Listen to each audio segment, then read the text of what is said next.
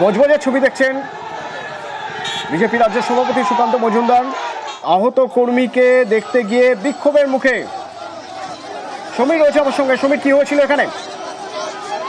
এই যে বজবজে 2 নম্বর ব্লকে কাল একটা সর্বদলীয় বৈঠক ছিল, সেই বৈঠকে আচমকাই ওখানকার যে বিজেপি কর্মী আছে সেই সর্বদলীয় বৈঠকে যায়। 4 জনকে সেই সময় মারধর করা হয়। তৃণমূলের লোকেরা নাকি 100 থেকে 150 জন ঘিরে মারধর করা হয়, ইট বাঁশ দিয়ে তাদেরকে মারা হয়। মারা হওয়ার পরে আহত হয় কাল।